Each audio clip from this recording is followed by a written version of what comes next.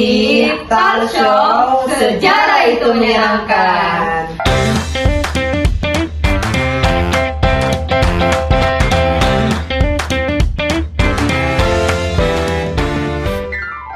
Halo semuanya, perkenalkan nama aku Gisela, pembicara kita kali ini. Halo semuanya, saya Rafli. Halo semuanya, saya Aura. Jadi di acara Talk Show kali ini kita akan membahas tentang kebijakan suatu presiden yang pernah menduduki bisa dibilang masa jabatan yang tercepat di era kepresidenan di Republik Indonesia. Ada yang tahu? Ada yang tahu?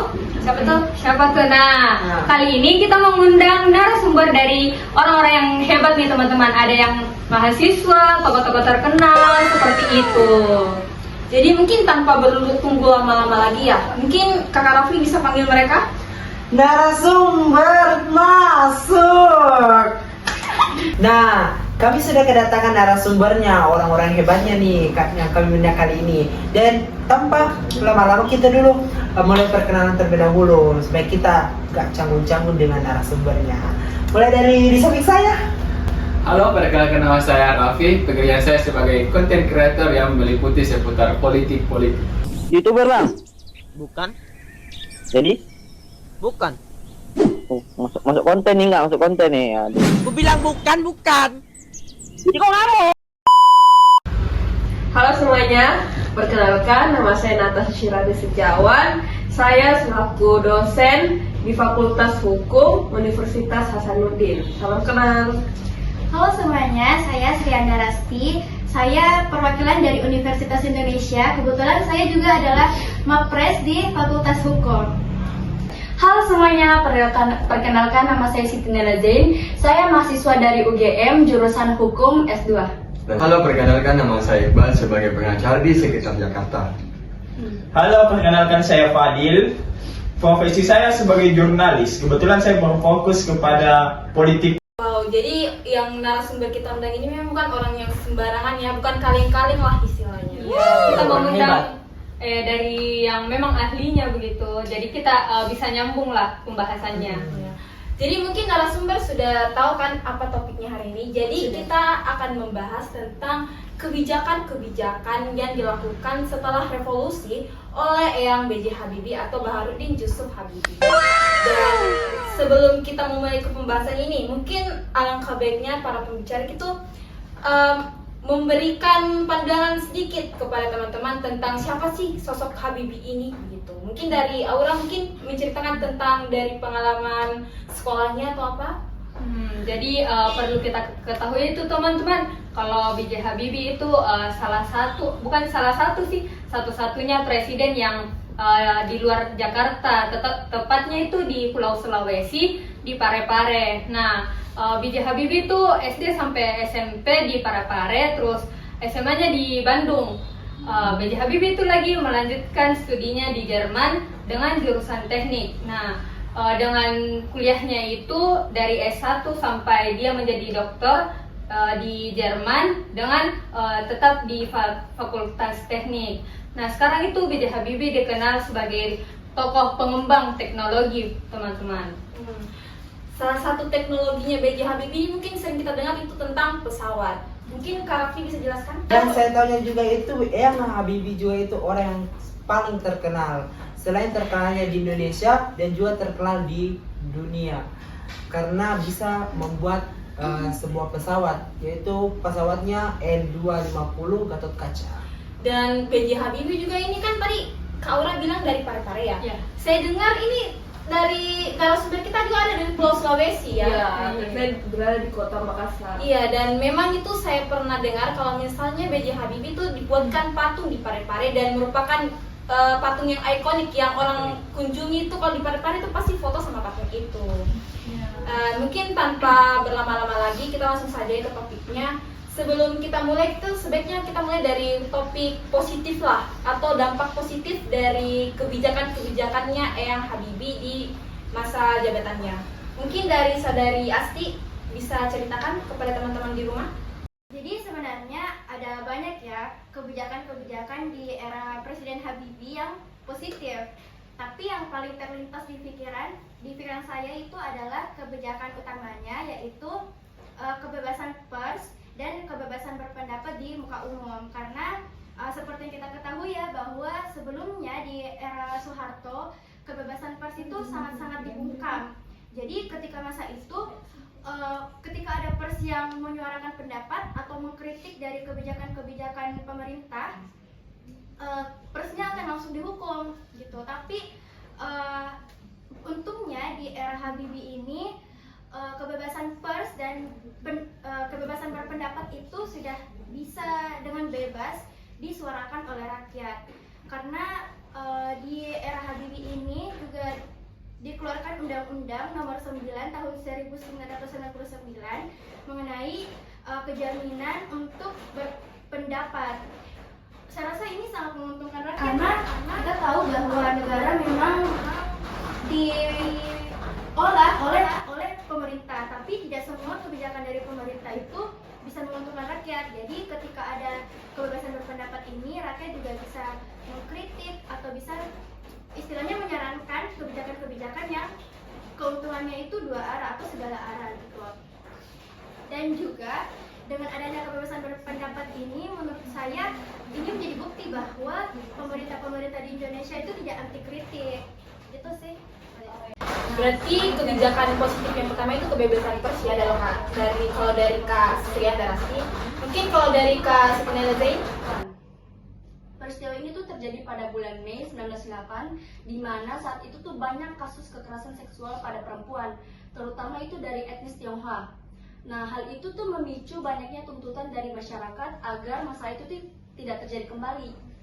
Nah, untuk memenuhi tuntutan dari masyarakat, Pak B.J. Habibie mengeluarkan keputusan Presiden nomor 181 tahun 1998, yaitu Komisi Perempuan Nasional di Indonesia.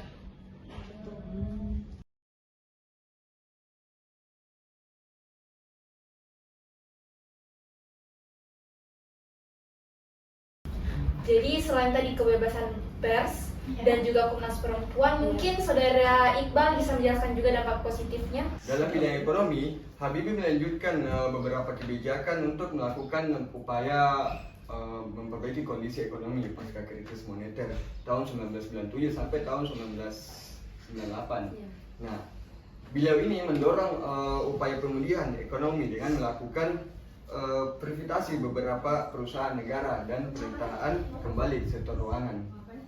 Dan sempat saya juga membaca ada sebagian data yang sudah saya masukkan.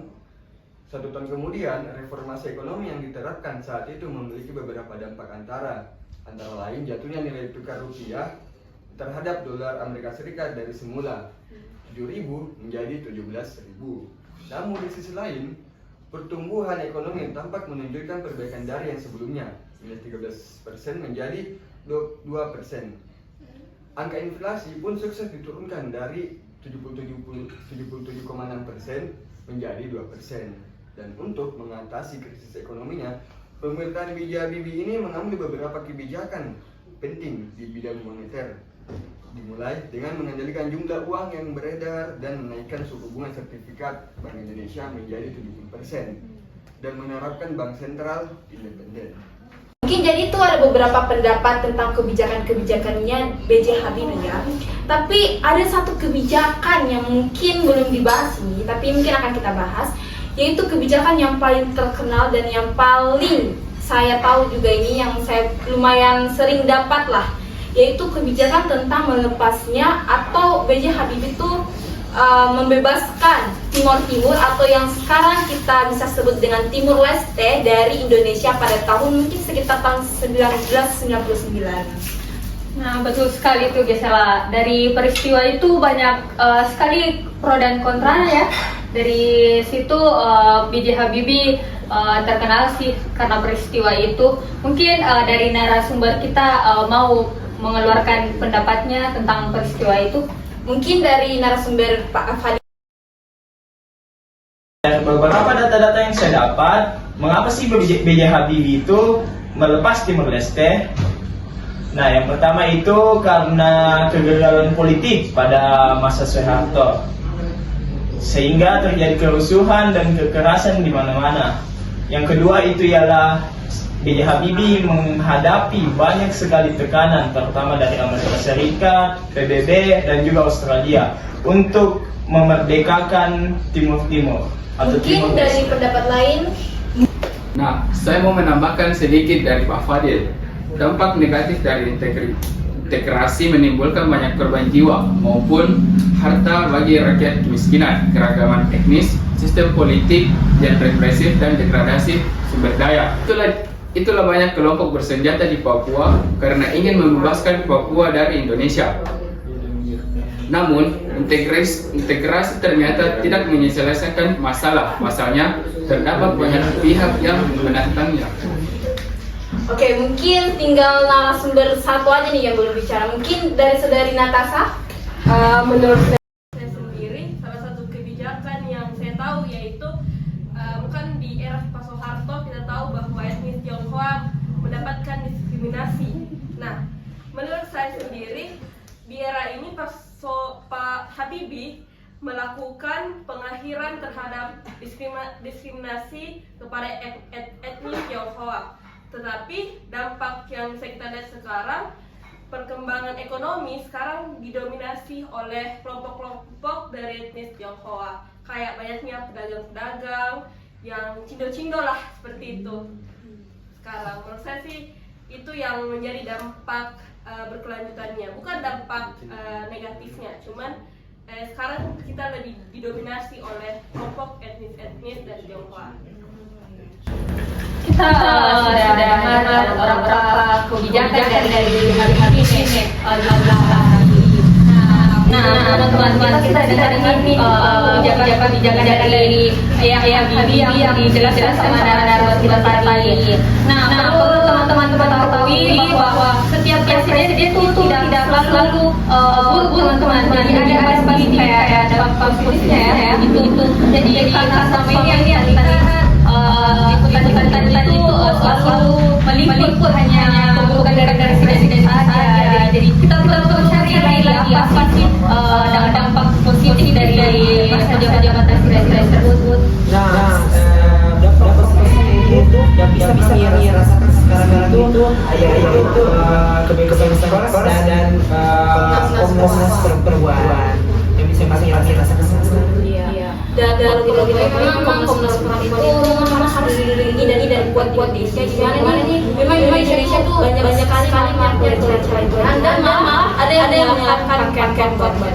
Itu sangat tidak seksi bagi saya. Kayak kenapa harus menyalahkan korban? Karena tidak semua baca pelecehan itu terpicu atau gara-gara pakaian. Karena saya dengar juga itu pakai orang-orang bangga itu orang-orang yang itu semua. Jadi dengan adanya satu jaga-jaga yang khusus itu sangat membantu para kaum perempuan ini. Oke, terima kasih buat para yang hadir pada episode kali ini. Saksikan tamu berikutnya ini tentang Bapak ya, presiden saya yaitu Bapak Habibie. Bahasa namanya